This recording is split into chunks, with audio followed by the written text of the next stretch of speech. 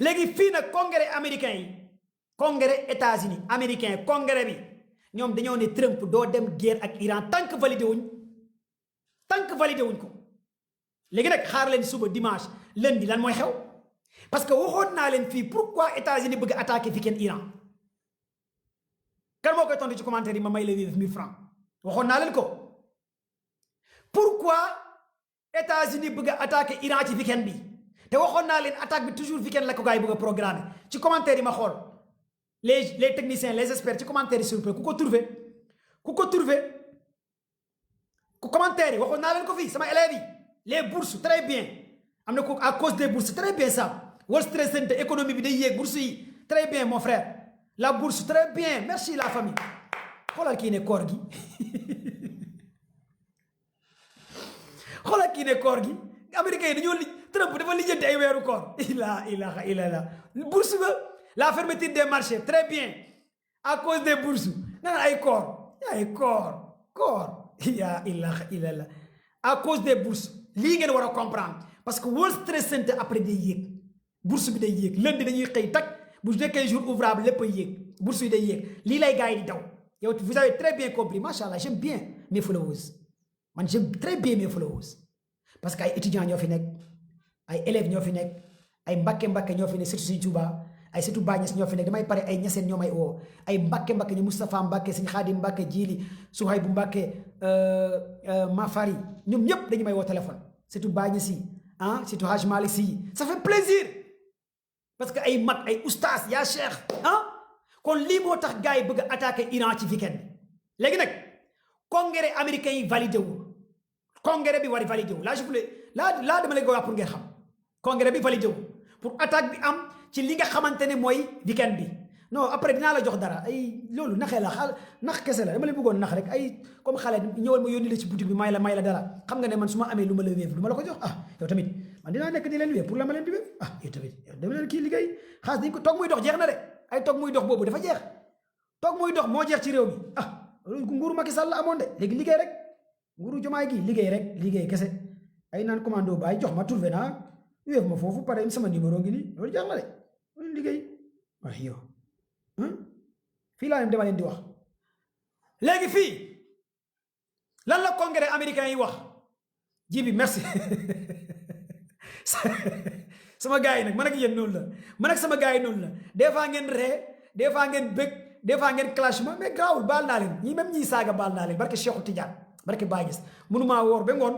di wax leneen wala di nekk ci leneen jéggal naa ñëpp Sénégal jàmm la ñun ñoo far ñoo bokk ndey bokk baay sama doomu bàjjani opposition bi gars yi ñoo far les éléments APR sama gars yi ñoo far waa nationalistes yi ñoo far man ngeen di topp APR man ngeen di topp Pape Djibril Fall opposition bi man ngeen di topp bien vrai que ñun nag ku sell ki Ousmane Sonko la ñuy topp moom kese la Sonko président 2029 kese doomu point bu jeex 2029 Ousmane kese waaw léegi nag lan la congrès américain yi wax fii pour ngeen xam ko waaw ñu ne waa APR amu leen liveur bu am xam-xam de mel ni commando baay amu leen ko de waa APR la nationaliste yi amu leen kenn du ko xam géopolitique ñi xam géopolitique ñun waa patriote yi la ñun waa patriote yi kese ñoo xam géopolitique di live di ci wax waa patriote yi ana ngeen seul patriote yi ñooy wax ci xam-xam APR nationaliste yi toog di seetaan di kii ana patriote yi jox leen ma cadeau kër yi patriote yi kese ñoom xam-xam moo tax ñàkk a nekk patriote wóorul ana patriote yi loxo yi ci kaw ma gis leen patriote yi wane leen seen bopp waaye loxo yi ci kaw ma seen leen lancez deret merci les patriotes vous êtes les meilleurs xam-xam bu sell ci yéen la je vous aime les patriotes le congrès américain prépare un vote pour limiter les pouvoirs de guerre de Trump contre l'Iran Cheikh Baye Mamadi merci congrès américain yi merci Pastef les patriotes cadeau yi kër yi fleurs yi partagé na live bi j'aime bien ana sama mbokk kulunaa yi partagé na live bi kulunaa yi ana ngeen kulunaay tapotaleen kulunaay tapotaleen bu gaaw kulunaay nationaliste tapotaleen kulunaay ana ngeen bindal leen ma kulunaay Macky Sall bindal leen Macky Sall ci commentaire yi ma xool ana kulunaay Macky Sall yi commentaire yi ci wax bindal leen ma Maroc bindal leen ma kulunaay bindal leen ma Maroc ok le congrès américain prépare un vote pour limiter les pouvoirs de guerre de Trump contre l'Iran congrès américain yi ñu ngi préparer vote pour limiter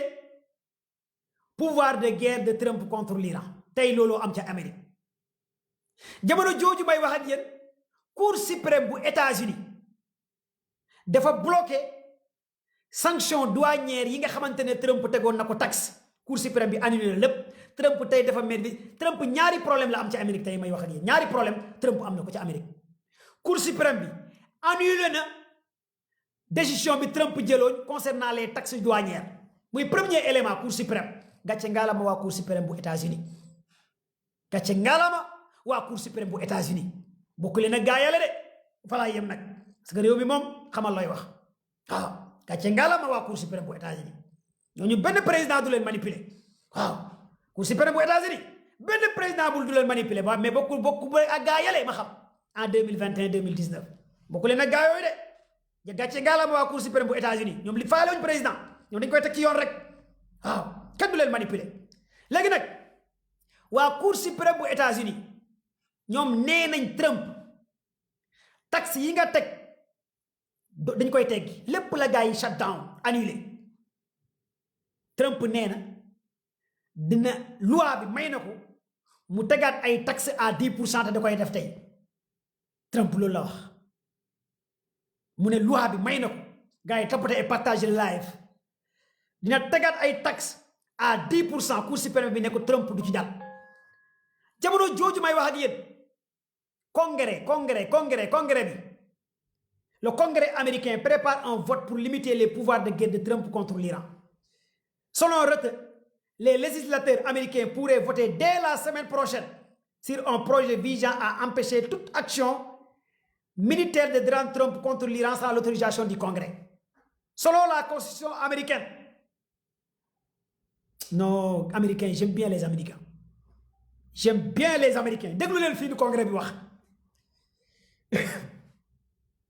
Gars yi déglu leen lu Congrès bi wax. Vous êtes là avec moi. Gars yi du ngeen partager live bi ñu àgg 500 partage. J'aime tapoter leen ñu àgg 500 j'aime. Gars yaa ngi sapoter live bi tapoter leen ñu àgg 500 j'aime.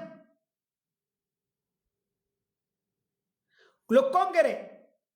les législateurs américains pourraient voter dès la semaine prochaine sur un projet de loi visant à empêcher toute action militaire de Trump contre l'Iran sans autorisation du Congrès. Congrès bi nee na dès la semaine prochaine dañuy voter benn proposition de loi benn projet de loi Congrès bi pour empêcher Donald Trump def guerre ak Iran. Congrès bi nee na da koy bloqué kon guerre Iran Congrès bi du ànd ci. Congrès bi nee na selon la constitution américaine c'est au Congrès qu'il revient de déclarer la guerre, mais les présidents peuvent prendre des mesures militaires dans des cas limités de sécurité nationale. Président États-Unis mën nañ jël ay mesures limitées mais tant que Congrès bi àndu ci guerre du am. Deal la wala du deal xamuñ ci dara. baara yëgoo la wala du baara yëgoo Congrès bi ak Trump xamuñ ci dara allahu axlan waaye daal Congrès bi ñoo wax nañ tey au Sénat américain le sénateur démocrate américain bi tudd Tim Kaine, you know, you speak English now, Tim Kaine. wax leen prononcé leen Tim Kaine wax leen répété leen ma xool répété leen ci comment Tim Kaine. You speak English now, you know time da ngay mel ni ku log wala booy wax Tim Kaine da ngay mel ni ku log benn genre kii quoi benn genre affaire ca gémmiñ gi quoi booy lakk anglais you know séeréer yi moom mënuñu lakk anglais pël yi moom mënuñu lakk séeréer tamit wax Tim Kaine xam nga séeréer yi seen baat yi dafa xaw a rëy macaroni bi ak affaire Tim Kaine moo tax séeréer bu dégg anglais rarement nga koy gis ay pël tukulóor nangam bu ñuy lakk anglais day neex parce que suñu accent quoi meew bi soow bi mais téeréer yi baat bi moo xaw a dégg Tim Kaine waaye ma ne ko du Tim Kaine kenn du wax Tim Kaine you know me come on you speak English now gars yi tapotee partage live s'il vous plaît na gaaw s'il vous plaît na gaaw gars yi mu gaaw s'il vous plaît tapotee partage mu gaaw s'il vous plaît maximum de partage.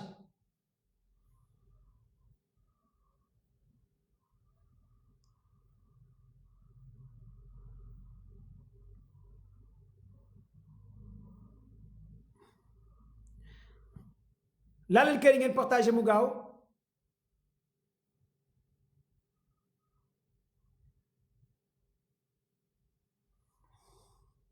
laa leen kër yi ngeen partagé mu gaaw s'il vous plaît la famille na gaaw tapotez partagé léegi lan la ñu wax ñu ne au sénateur américain Tim Kaine et le sénateur républicain Rand Paul ont présenté une résolution qui conditionne toute action hostile contre l'Iran est une déclaration officielle de guerre par le Congrès. À la Chambre des représentants, le président Thomas Massie et la démocrate Ro Khan prévoient également de lancer un vote similaire. léegi nag États-Unis nee nañ ñoom sénateur américain yi nee nañ congrès bi nee nañ ñoom en personne dañuy def benn projet de loi pour empêcher kii di Trump mu jàll ci li nga xamante ne mooy guerre léegi nag rapport bi moom laa leen di liiral rapport réunion tey généraux yi ak Pentagone xam ngeen nag affaire bi wax yombul après ma doog a ñëw ci ma jël quelques éléments après ma bàyyi leen ngeen ñëw dugg ma jël quelques éléments ma bàyyi leen ma dem ndogu ji noddu nañ timis te boobu ba léegi ñun Sénégal man ndogoogu ma quoi comprendre nga noddu nañ sànq lañ nodd léegi nag boobu ba léegi maa ngi fi waaw léegi fii dama leen di wax que se passe-t-il lan la Pentagone wax tey dina Trump lan la Pentagone wax tey Trump ci réunion bi pour ngeen comprendre cause Fatou dinaa la bloqué de nga ne Tim Kaine dinaa la bloqué de waaw yow séeréer nga que se passe-t-il si les États-Unis préparent un frappe contre l'Iran que les alliés traditionnels du Moyen-Orient s'y s'opposent waa Pentagone ñooy wax ak Trump ngeen déglu ma wax leen lan la gars yi wax tey Trump ci rapport bi damay leen di liiral rapport bi expliquer leen li xaw waaye commando baay foo nekk man maa ngi ci espace X satellite laa nekkuma fii quoi moo tax waaw maa ngi dem ndogu ji nii léegi quoi waaw que se passe-t-il si les États-Unis préparent à frapper l'Iran que les alliés traditionnels du Moyen-Orient s'y opposent? Si des pays clés comme le Qatar et l'Arabie Saoudite refusent l'autorisation d'une action militaire depuis le territoire à raison des contraintes politiques, les États-Unis doivent activer leur seconde stratégie. Bonne stratégie. Cela implique de contourner la région immédiatement pour lancer d'attaques et de privilégier une approche périphérique à partir de bases européennes. Cependant, à partir de bases européennes, Américains yi bu nekkee les alliés yi Pentagone loolu la ñuy wax tey Trump alliés yi dañoo bañ Arabie Saoudite Abu Dhabi Qatar kenn du utiliser espace États-Unis na jël réewu européens yi base am yu nekk ci réewu européens yi kon dañuy jàll ci benn troisième guerre mondiale li ngeen di bañ a dégg seen alliés yi lii la gars yi wax. Cela implique de contourner la région immédiate par de lancer d'attaques et de privilégier une approche périphérique à partir de ces bases européennes. Cependant, la distance est le principal obstacle à la guerre aérienne. La distance waa Pentagone ñooy wax ak Trump ñu ne ko la distance mooy principal obstacle à la guerre aérienne. Il faut que américains yi sori ci altitude buy avion yi di nekk les B-2 Spirit dañoo war a sori furtif li nga xamante ne mooy Iran maanaam nañ nekk ci kaw a kaw nga xam ne kenn du leen gis ci altitude pour ñu mën a sa dóor seen gros bombe yi ci biir Iran lii la États-Unis wax bu nekkee attaque nar naa am lii la gars yi wax ñu ne cela implique cependant la distance est le principal obstacle à la guerre aérienne ce qui bouleverse complètement la tonne tactique mais combien de bases les États-Unis possèdent-ils au Moyen-Orient ngeen déglu d'emblée leur présence militaire est considérable. On compte environ 30 à 40 installations militaires disséminées à travers la région. À travers le Moyen-Orient, États-Unis ont 30 à 40 bases militaires. 30 à 40 bases militaires du Moyen-Orient. C'est ce que les Américains disent. Les Américains possèdent 30 à 40 bases militaires. Environ 30 000 à 40 000 soldats dans le Moyen-Orient. C'est le rapport que les gars ont Trump. Les gars continuer. Lan la ko gars wax di gars na ré attaquer Iran. Yéen a ngi suivre leen wala ma jël leen ma continuer wala ma jël gars ma continuer wala ma jël gars plan bi gars yi teg nee naa leen état gars yi balaa ñu attaquer plan la tactique la stratégie la ak lépp man fu ne laa am ay élément mosal Sénégal lay nekk di am ay élément renseignement biir États-Unis biir Arabie Saoudite biir fu ne di leen jox xibaar ñun fii lañu toog di am ay rapport yeah, you know come on you know me ma continuer wala ma arrêté yéen a ngi suivre ok ma continuer damay wax di expliquer ah kon su ngeen bëggee ma continuer tapoter leen ngeen partager live bi encore lan la rapport américain bi wax ak Trump ñu ne cela inclut des plateformes logistiques majeures comme la base aérienne Al-Udeid au Qatar et les activités de soutien naval à Bahreïn et Al-Dhafra aux Émirats arabes. Ces 3 bases bi nekk Al-Dhafra aux Émirats arabes Bahreïn ak Al-Udeid bi nga xamante ne mooy Qatar américains yi nee nañ ces 3 bases peuvent écraser des installations nucléaires iraniennes. Est-ce que Iran dina bàyyi ces 3 bases américaines di ko fëgg question bi yéen laa koy posé ci commentaire yi américains yi nee nañ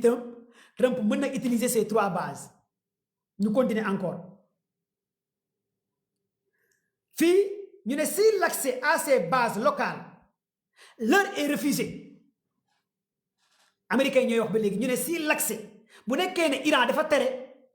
États-Unis utiliser seen base militaire léegi États-Unis nan lay def léegi États-Unis dafa indi beneen plan bu mu war a def plan bi laa leen di wax les Américains sont très forts américains yi sont très forts américains yi man yabuma leen de man yabuma leen de man yabuma américains yi franchement xam naa ne aay nañ parce que plan bu ne lañ koy am boo leen teree lii lan la ñu war a def bu leen Iran teree fële ma expliquer leen si l'accès à ces bases locales est refusé quelle nouvelle stratégie vont-ils déployer? Le cœur de cette stratégie repose sur un redéploiement logistique massif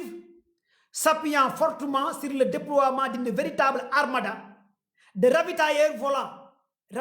volants mooy armée de l'air day sa kala ndax j'aime les Américains non armée de l'air un pont volant aérien xam nga li Américains wax pont volant mooy à travers le ravitailleur mën nañ créer benn pont aérien un pont aérien à travers ces ravitailleurs États-Unis dañoo bëgg a créer pont aérien maanaam ci jaww ji ñu créer benn pont boo xamante ne seen avions yi dañuy toppalante mais les Américains sont puissants gars est-ce que yéen a ngi suivre est-ce que yéen a ngi suivre la technologie moo tax ma ne leen vraiment les Américains sont forts en fait les gars ils sont très forts si leur base est refusée bu nekkee dañu leen tere base yi ban option la gars yi jox Trump le cœur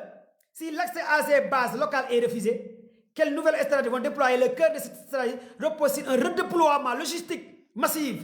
s'appuyant fortement sur le déploiement d'une véritable armada de ravitailleurs volants. Les États-Unis déploieront de manière coordonnée des dizaines d'avions ravitailleurs KC-135 Strato en un pont sur l'espace aérien. Des dizaines d'avions yi dañuy toppalante ci kaw espace aérien 135 Strato et des avions ravitailleurs avec une altitude très profonde et limitée maanaam avions yi dañuy sori tiim Iran nga xam ne kenn du leen gis ak ravitailleurs volants yi ñu former benn pont ci espace aérien bi di fëgg digg Iran nga xam ne Iran affaire bi day taw rek pluie bi day taw bum bum bum bum cakas bum bum cakas bum bum xoolal Iran muy mokkee ci biir temps bi cakas bum bum américain loolu lañu bëgg a defa Iran cakas bum bum cakas bum bum xoolal Trump nu muy mokkalee Iran ci biir temps bi cakas bum bum Trump loolu la bëgg a def xam ngeen cakas bum bum man tamit xaw ma maire la xaw ma la maire buy woy vraiment man tam xaaral ma noonu parce que léegi monsieur de maire la maire Kaolack la en 2027 balaa ñu may enregistré di ma ko fi tegal quoi ko kulu naay di ma fi vaar naan ma noo doo nekk suñu maire fii nga nekk di woy comprendre ngeen ñu continuer PBS PBS daara ji yëkkati loxo ca kaw daara jee lawbe faaw yëkkati loxo ca kaw a kaw yëkkati loxo ca kaw daara jee lawbe faaw léegi fii ces appareils décolorants déglu leen fii américains yi lan la américains yi wax déglu leen lan la américains yi wax ces appareils décolorants des États-Unis continentaux et du Royaume-Uni et atterriront directement sur des bases en Grèce comme à Soudan et en Bulgarie ñu ne avion américains yi dañuy décoller dem Grèce dem Bulgarie lii la américains yi wax ñu ne encore ñu ne pourquoi ces ravitailleurs KC-135 sont-ils considérés comme le nerf de la guerre wax ñëw naa sama phrase bi ñëw na le nerf de la guerre, c'est de l'information. Mais les avions américains ravitailleurs K-35, KC, 135, moi les avions ravitailleurs américains, nous avons KC, 135, nous les nerfs de la guerre des Américains. Nous avons créé pont aérien. Pentagone, nous avons dit, rapport bi la len di lire moy lu gaay tégal Trump bu nekké né mënu ñoo bombarder li nu ñuy def gaay est-ce que yéen a ngi comprendre fi bala may continuer est-ce que vraiment yéen a ngi comprendre wala ma jël gaay ma continuer ma continuer bu nekké bu ngeen ma continuer da ngeen di tapoter partager live bi Moustapha Seck néna continuer ak kan recommencer pap néna recommencer ak kan Modou Gueye continuer dem continuer Jim continuer Mohamed continuer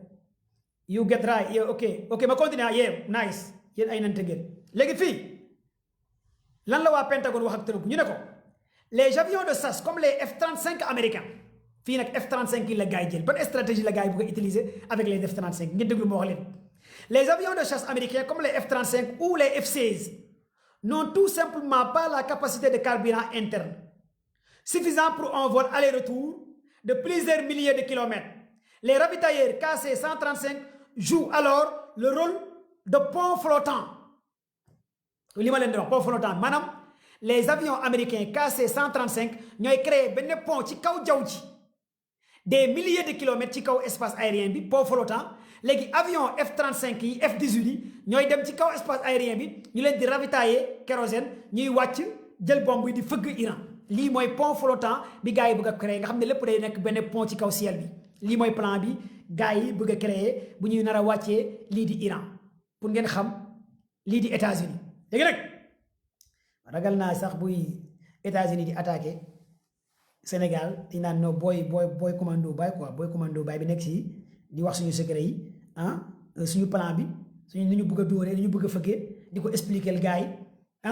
boy bi vraiment boy bi man jaaxal na ma ki dëmb la wala nooxoor la wala kii fan lay jëlee rapport yi ak analyse chronique yi pertinent yi kii jinn la xanaa dama bëgg ngeen xama you know me léegi fii nag ngeen continuer les ravitailleurs KC-135 jouent alors le rôle de pont flottant ils rejoignent des troupes de frappe en vol pour faire le plein de carburant leur permettant ainsi de pénétrer l'espace aérien iranien de larguer leur cargaison et de regagner l'Europe en toute sécurité de regagner l'Europe en toute sécurité, de larguer leur cargaison et de regagner l'Europe en toute sécurité. Madame, avion yi, bu ñu jëlee ravitaillement ci kaw espace aérien bi ba pare dañuy fëgg Iran delluwaat Europe nga xamante ne dañu laal benn réewu arab lii mooy plan bi États-Unis teg pour attaquer Iran bu nekkee base militaire yi dañu ko xañ des na de fii moo gën a garaaw kon américains les américains sont forts. Ngeen continuer si les ravitailleurs ne décollent pas beneen plan am na xam nga américain lu tax ñu neex ma ñoom du ñu am benn 100 millions rek commencé dugg boîte naan tekki naa 100 millions rek nga commencé naan takk ay ñetti jabar ne non dañu ne boo amee 100 millions nan nga mën a def yan plan nga mën a def pour nga amaat 400 millions 500 millions j'aime bien les américains. ak yan stratégie bi maanaam bu ñu fàttee turu bi fooy tëlaatee nit doomu aadama da ngay janax lu koy gaay janax day bëri pax wax ma ci commentaire yeggali ko góoru benn jabar yow yeggali ko yow mi ko laaj góoru benn jabar wax ma ko ci commentaire yi góoru benn jabar mooy lan mooy baaxul góoru benn jabar baaxul maanaam góor yàlla ngay bëri pax janax day bëri pax te américain yi dañoo bëri pax non góoru benn jabar baaxul góoru sax parce que bu feebaree nga am problème bu nekkee état de grossesse nga wàcc lal bi bu ngeen xuloo sa guddi du neex bu tukkee nga wéet président bi am na ñaar premier ministre am na ñaar takk leen ñaar pour projet bi mën a avancer ñaari mandat loolu kese la vraiment yéen ay tapper ngeen quoi ko wax naa leen besoon ñu ne fii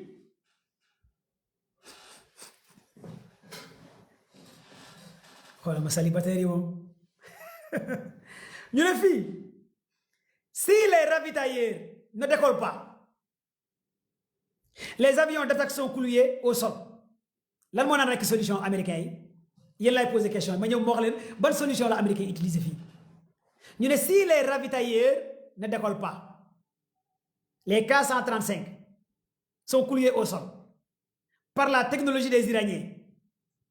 léegi lan moo nar a nekk solution bi fii troisième solution bi États-Unis indi mooy bu ñu wax Trump commentaire yi ku ko trouvé nag tey moom dinaa la may 1000 francs bi commentaire yi ma xool ndax yéen a ngi suivre parce que damaa bëgg ngeen di suivre live bi pour ngeen xam plan bi fii lan la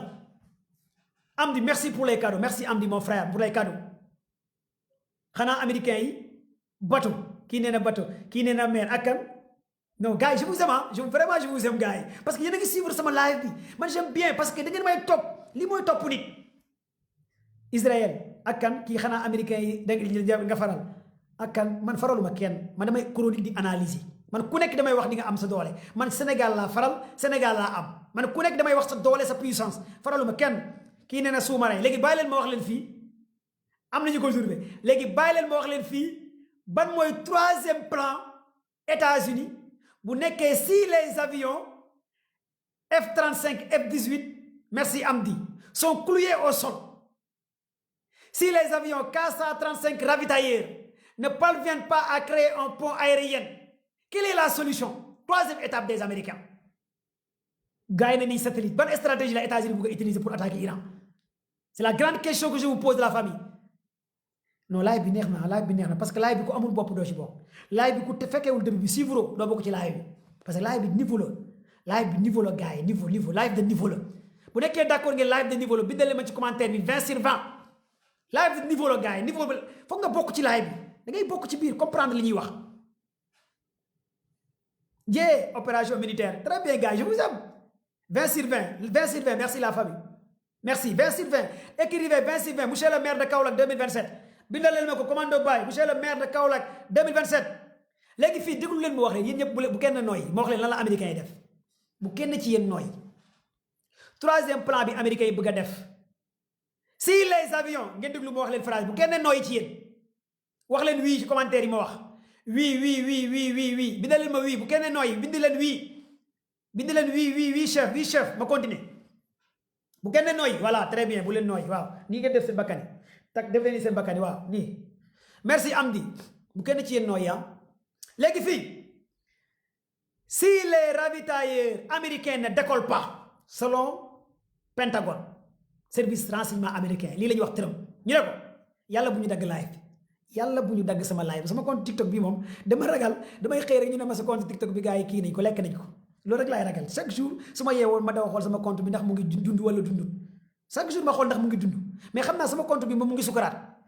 sukaraat bu baax a baax mais yéen ñi ma bëgg a topp Facebook daw leen dem sama compte Facebook Commando Baye ngeen abonné bés bu ñu lekkee compte bi ma tijji beneen dem leen sama page Facebook Commando Baye ngeen abonné parce que man ci lii laa gëm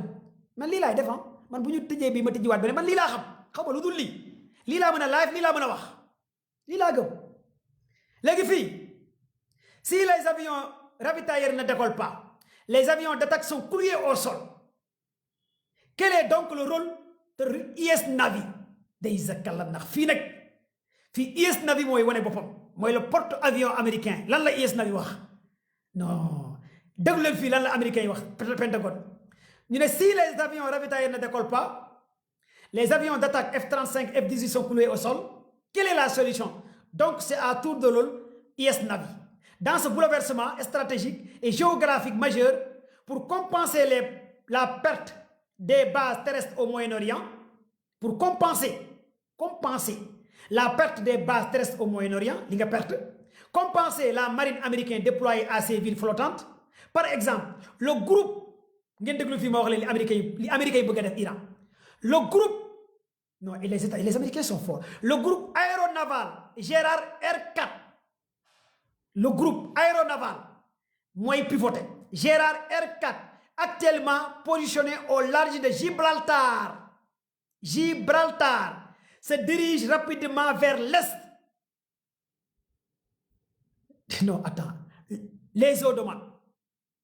non attends gars yi États-Unis ku mu bugg a noq da lay noq non gars yi est-ce que gars yi foog ma liiraal leen phrase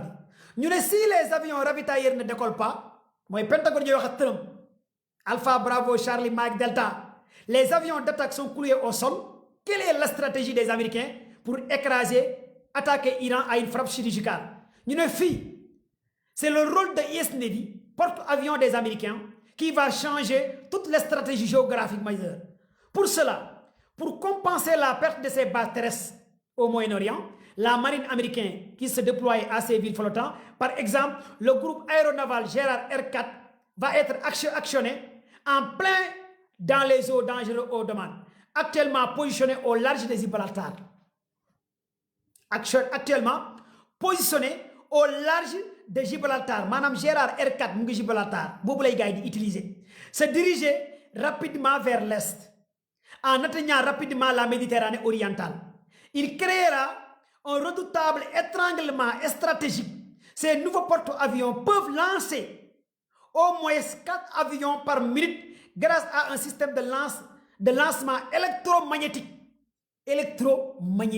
Les Américains vont utiliser un système de lancement appelé électromagnétique. Gars yi dem leen sur Google yaa ngeen xool lan mooy électromagnétique mais ñàkk am xam-xam wóorul la technologie. Les nerfs de la guerre, c'est de l'information. Qui détient l'information gagne la guerre. Mais les nerfs de la guerre, c'est de la technologie. Gars, est-ce qu'il y a qui suivre live? Wala déggu leen tubaab wala bokk ci anglais.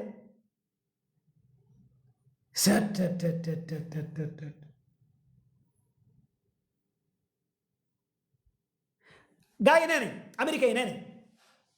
bu nekkee ne base aérienne yi doxul Saalum yi laa koy wax ak saa Touba yi saa Louga yi déggu leen français gars yi dëkkee côté Touba côté Kaolack Saalum côté Louga saa Touba yi Bawol yi déggu leen français ba leen mokk leen ko ci wolof li ma doon wax ci français mais leen koy firi ci wolof nga maa ngi koy wax jàngale wolof laa koy wax parce que saa Touba yi côté Diourbel Touba dégguñ français côté Kaolack Saalum yi ak côté saa Louga yi dégguñ français léegi nag ñu ne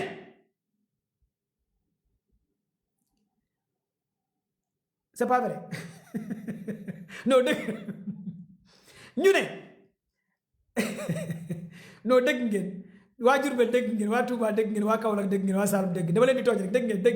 ngeen ñu ne léegi bu nekkee ne seen base militaire yi doxul espace aérien bi doxul léegi ñoom nee nañ dañuy utiliser seen flottant aéronaval Africa merci Gérard 4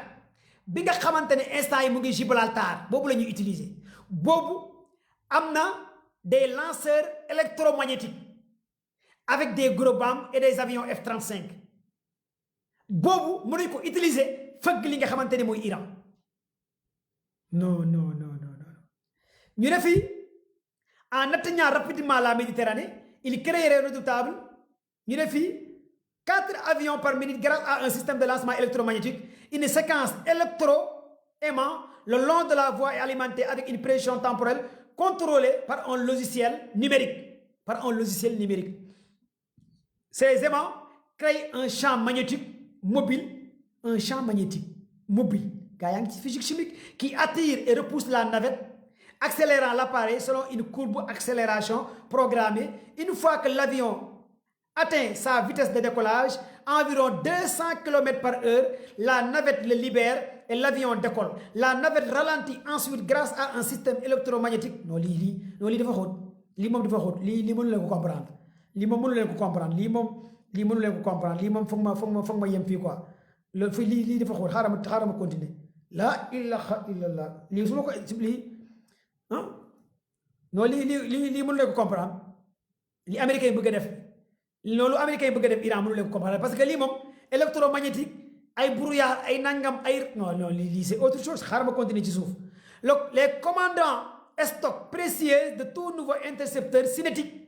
Escar PAC 3 pour contrôler les menaces de missiles hypersoniques balistiques waaw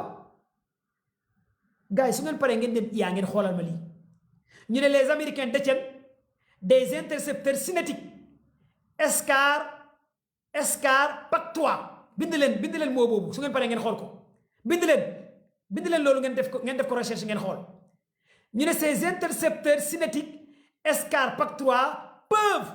contrer les missiles hypersoniques et les missiles balistiques kon américains yi am nañu lu mën a téye missile hypersonique ak missile balistique gars yi ñoo ko wax de Pentagone kon missile balistique yi Iran am missile hypersonique yi Iran am États-Unis nee nañ am nañu lu ko mën a téye est-ce que du ma arrêté live bi gars yi États-Unis nee na missile hypersonique yi Iran yor missile balistique yi Iran yor américains yi nee nañ am nañ lu ko mën a téye rapport bi loolu la génnee wallaay lazim lii la américains yi wax léegi déglu leen ma wax leen allez sur Google ngeen tapé li may wax dama bëgg ngeen bind ko bind leen ko su ngeen demee ngeen def recherche suba ngeen ñëwaat ci man nee naa leen meilleur live géopolitique commando bàyyi la déglu leen fii ñu ne les intercepteurs cinétiques SCAR ça s'écrit SCARES PAC 3 bind leen ko intercepteur cinétique SCAR PAC 3 pour contrer les menaces balistiques des missiles hypersoniques et balistiques iraniens américains yi nee nañ loolu la ñuy utiliser. L'armée se débarrasse de ses stocks datant de la guerre froide afin de réserver les technologies modernes pour une menace majeure. Mais les destroyers US Navy seront les premiers à frapper maanaam US Navy mooy njëkk a fëgg li nga xamante ne mooy lii di Iran. Stock bi américains yi yor bu yàgg ci ay années antiquité lépp États-Unis ñu ko bëgg a fëgg Iran doog a utiliser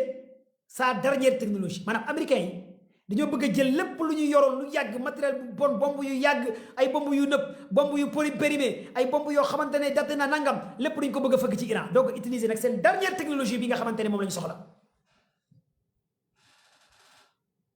yéen a ngi suivre wala suivre le live bi dama leen di wax rek daal li nëpp ak lu nëbbu léegi nag fii l'attaque ne commence pas par des avions pilotés question bi ma leen di posé ku ko trouvé ci yéen question bi kenn du ko trouvé ci yéen léegi si les Américains disent que l'attaque ne commence pas par des avions pilotés léegi attaque bi fan lay commencé loolu mooy question bi ma xool ko ci commentaire ku koy trouvé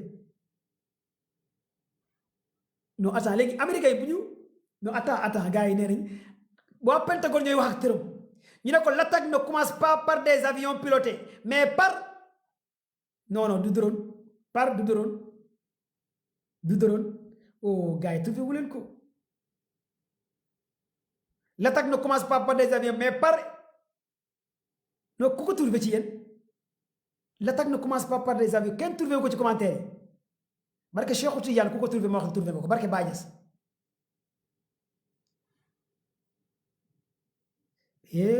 am na ku ko trouvé ci yéen de la ilaha illallah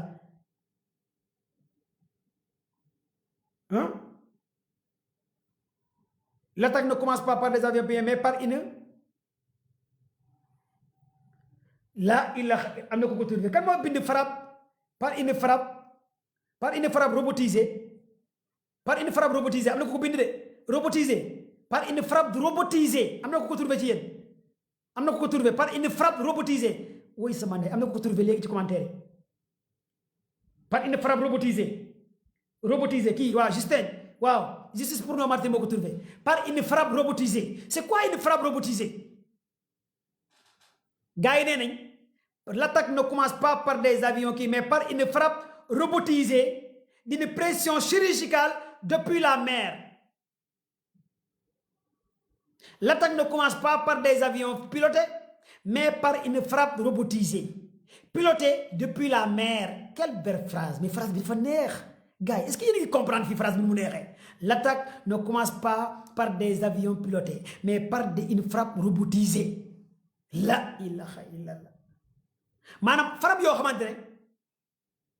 ay robot laa ko mën a jànge su nekkee gars yi frappe boo xamante ne robot moo ko utiliser wala lan en bon français loolu mooy lan frappe robotisée mooy lan ci commentaire yi gars yi trouvé leen ko yéen ñi jàng professeurs yi commandé c'est quoi une frappe robotisée gars yi ci commentaire yi drone IA drone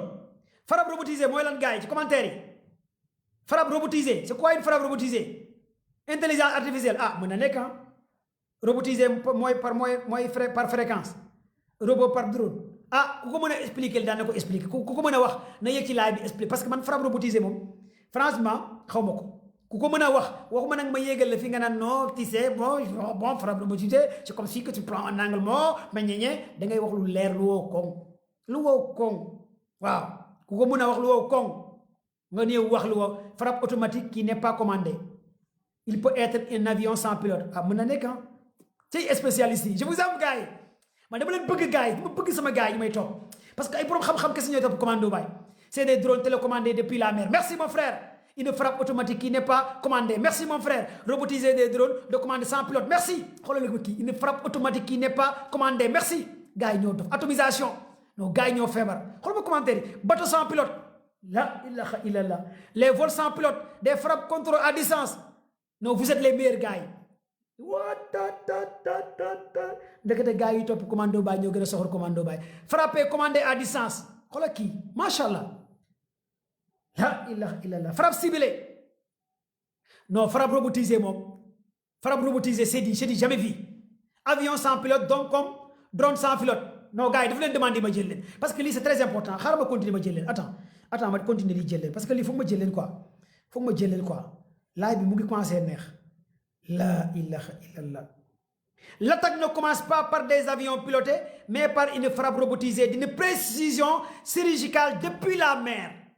Depuis la mer. Finak américain, l'objectif est simple, aveugler l'ennemi, c'est-à-dire laisser radars, réduire en silence ses communications, son commandement, son contrôle dans le golfe Persique et le Nord. Avec ses radars et ses GPS, aveugler l'ennemi, réduire sa communication, couper le signal GPS. Madame américain, dañuy feug à travers des frappes robotisées. Madame da ngay japp né ay nit ñoo fa nek fekk ay robots lañu utiliser. Depuis la mer, lañu lay door, buñu la dooré ba paré yow ngay attaquer ay robot fekk yow ñi ngay xéxal ay robot lañ ay bateau lañuy jël sandi ko ci géej gi pour ngeen comprendre fii dama leen di expliquer ngeen comprendre États-Unis dañu am ay bateau yoo xamante ne kenn du fa nekk dañuy sànni bateau yi ci biir géej gi plus de 50 de navires ay bateau yi kenn du fa nekk ay robot ñooy commandé bateau yi léegi bateau yooyu boo ko attaqué doo rey benn nit loolu mooy frappe robotisée avec des navires lii la États-Unis bëgg a def Iran maanaam États-Unis dafa déployer ay bateau teg ko ci Moyen-Orient mais bateau yi kenn nekku ci bateau yi léegi bu nekkee bateau yooyu ñoo fëgg lii di Iran léegi Iran day attaqué bateau yooyu te alors que Iran bu fëggee bateau yooyu ay robot lay attaqué mais du ay nit merci am na des soldats mais xamuñu am na ñu naan amut xam nga Sénégal xam nga lu gën a garaaw ci Sénégal mooy sénégalais mooy mënoo créer cure-dent xamoo dara lu dul kaa nga ne amut ma xam-xam bu sénégalais gën a yàkkatee mooy amut ak da ngay fen wala waxoo dëgg loolu c'est sénégalais yow booy wër continent ku gën a dëgër fii mooy sénégalais ñoom comme que xam nañ ne xamuñu rek amut ñoom jàpp nañ ne da ngay fen sénégalais la waxoo dëgg sénégalais la loolu amut sénégalais la parce que xam na ne ñoom seen bopp yi dara nekku ci non ça blague xoolal waa ji ne loolu am non sénégalais da ngay fen sénégalais la xamoo dara sénégalais waxoo dëgg sénégalais la loolu amut te musul am barke Sëñ Tuuba amut barke Bañes barke Limaamu Laay barke Cheikh loolu amut si Sénégal yow ñuy wax technologie di wax xam-xam yow mënoo sax créer cure-dent yow ay kaa nga xam dangaa nekk ci dëkk boo xamante ni dëkk kaa la yow ay kaa diw góor jigéen la diw giwin la diw lesbienne la diw biiral na diw ëmbal na diw sàcc na réew boobu nga nekk réewu kaa détail kii di saaga sa leader kii di saaga kale saagante taf kii di ko saaga kii di yàq der bu ñu la waxee technologie science xam-xam ngir yàlla balaa nga ne amul nga tukki nga dem Chine xool demal Chine nga xool science Chine nga dem États-Unis xool nga dem France dem xool nga balaa nga ne amul nga fexe tukki fexe gëstu dama leen yërëm ko en fait ah léegi fii américains yi dañoo bëgg a jël ay waaye on est en marche arrière ay excellent Chine oto yi dañuy dawal seen bopp Chine am na oto yoo xamante ne kenn nekku ci da ngay yëg ci oto bi nga ne ko fii nga jëm nga fay oto bi yóbbu la fi nga jëm te amul chauffeur te am na Chine te bu ñu la ko waxee nga ne commande bay waxoo dëgg oto boo xamante ne amul chauffeur loolu fan la am Chine da ngay arrêté oto bu amul benn chauffeur nga dugg toog oto bi yóbbu la fi nga jëm mu taxaw nga dem sa yoon nga fay oto bi wàccee la fi nga jëm te doo gis chauffeur doo gis dara kon bu ñu la ne américains yi yor nañu ay navire de guerre yoo xamante ne sous commande des robots nit nekku ci dara nekku ci nga war a gëm ne technologie dépassé na foofu